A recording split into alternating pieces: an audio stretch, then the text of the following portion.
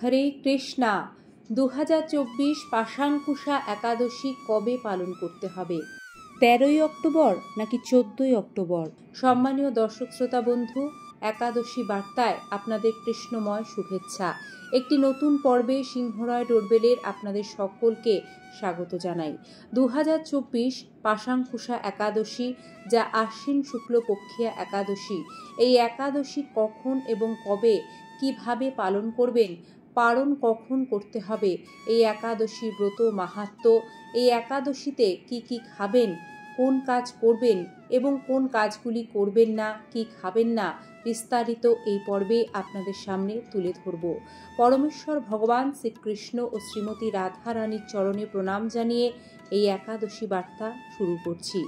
এই পাশাঙ্কুশা একাদশী ব্রতের ফলে মানুষ সর্বপাপ মুক্ত হয়ে বিষ্ণু লোকে গমন করতে সমর্থ হয়।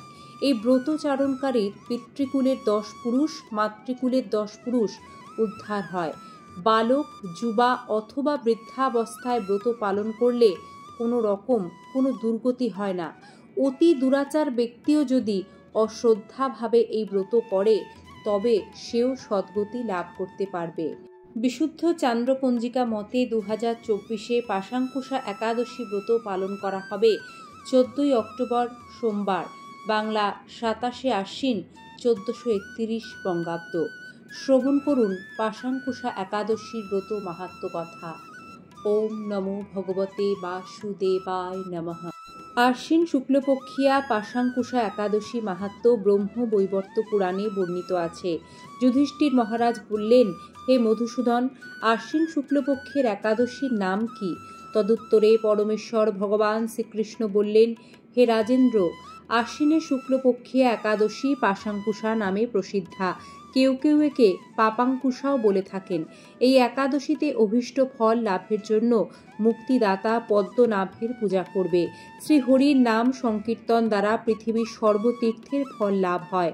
বদ্ধজীব মোহবশত বহু পাপকর্ম করেও ভগবান শ্রীহরি শরণাপন্ন হয়ে প্রণাম নিবেদন করে নরক যাতনা থেকে রক্ষা পায়।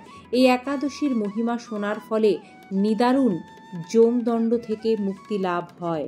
ভগবান শ্রীকৃষ্ণ আরও বললেন, শ্রীহরিবাসর ব্রতের মতো ত্রিভুবনে পবিত্রকারী আর কোনো বস্তু নেই। হাজার হাজার অশ্বমেধ যজ্ঞ এবং শত শত রাজসূয় যজ্ঞ এই ব্রতের শতভাগের একাংশের সমান হয় না। এই ব্রত পালনে স্বর্গবাস হয়, মুক্তি, দীর্ঘায়ু, আরোগ্য, সুপত্নী, বন্ধু প্রভৃতি অনায়াসে লাভ করা যায় এই ব্রত ফলে। হে রাজন, গয়া, কাশী, এমনকি কুরুক্ষেত্র শ্রী হরিবাসর অপেক্ষা পুণ্যস্থান নয়। হে ভূপাল, একাদশী উপবাস ব্রত করে রাত্রি জাগরণ করলে অনায়াসে বিষ্ণু লোকে গতি হয়। এই পাশাঙ্কুশা বা পাপাঙ্কুশা ব্রতের ফলে মানুষ সর্বপাপ মুক্ত হয়ে গোলোকে গমন করতে সমর্থ হয়। এই পবিত্র দিনে যিনি স্বর্ণ, তিল, গাভী, অন্ন, বস্ত্র, জল, ছত্র, পাদুকা দান করেন, তাকে আর যমালয় যেতে হয় না। যারা এ সকল পুণ্য কার্য করে না, তাদের জীবন কামারশালার হাপড়ের মতো বিফল। নিষ্ঠার সাথে এই ব্রত পালনে উচ্চকুলে নিরোগ ও দীর্ঘায়ু শরীর লাভ হয়। অত্যন্ত পাপাচারীও যদি এই পুণ্যব্রতের অনুষ্ঠান করে, তবে সেও রৌরব নামক মহাযন্ত্রণা থেকে মুক্ত হয়ে বৈকুণ্ঠ সুখ লাভ করে। কৃষ্ণভক্তি লাভই শ্রী একাদশী ব্রতের মুখ্য ফল। তবে আনুষঙ্গিক রূপে স্বর্গ, ঐশ্বর্যাদি অনিত্য ফল লাভ হয়ে থাকে। এই একাদশী ব্রতে কোন জিনিসটি একেবারেই আপনারা খাবেন না? বন্ধুরা, এটি আশ্বিন শুক্লপক্ষিয়া একাদশী, আর চাতুর্মাসের নিয়ম অনুযায়ী আশ্বিন চাতুর্মাসের 3য় মাস, আর সেই নিয়ম ধরেই এই একাদশী ব্রতের উপবাসে আপনারা দুধ খাবেন না, কারণ চাতুর্মাসের নিয়ম অনুযায়ী আশ্বিন মাসে দুধ কিন্তু বর্জনীয়। এছাড়া অন্যান্য একাদশী তিথির মতোই এই একাদশীতেও পঞ্চ রবিশস্য বর্জনীয়। এই পঞ্চ রবিশস্য অর্থে ধান জাতীয় সকল প্রকার খাদ্য, গম জাতীয় সকল প্রকার খাদ্য, জব বা ভুট্টা জাতীয় সকল প্রকার খাদ্য, ডাল জাতীয় সকল প্রকার খাদ্য এবং সরিষার তেল, সয়াবিন তেল, তিল তেল ইত্যাদি। এই একাদশী ব্রতে আপনারা যা যা খেতে পারবেন, তার মধ্যে সর্বোত্তম হলো ফলাহার করা, সাগুদানা খাওয়া, হলুদ যদি খান তাহলে তা বাড়িতে তৈরি করা হলেই সবচেয়ে ভালো।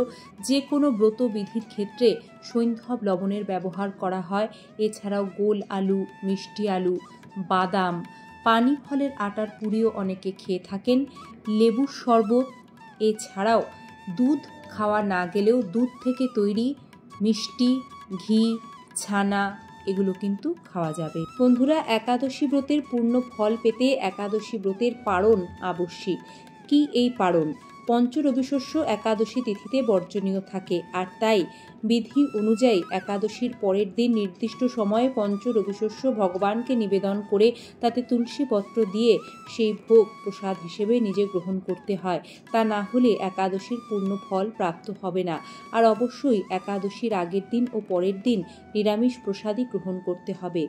এই একাদশীর পারণ মন্ত্রটি হল অজ্ঞানতিমিরান্ধস্য ব্রতে নানেন কেশব প্রসীদ সুমুখ নাথ জ্ঞান দৃষ্টি প্রদৌ ভব।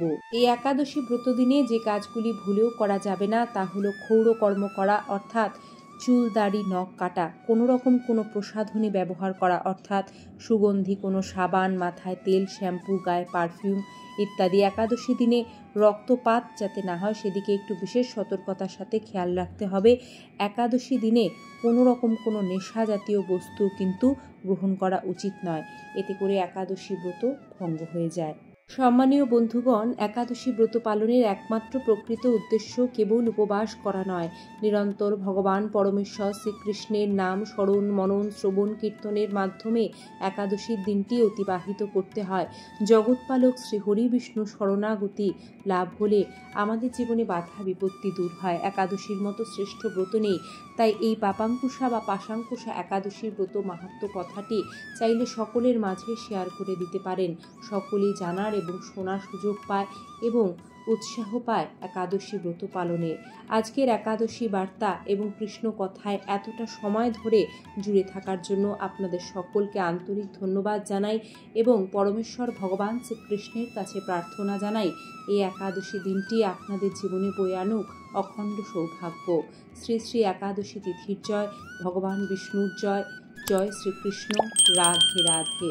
ভালো থাকবেন সকলে, দেখা হবে আগামী পর্বে।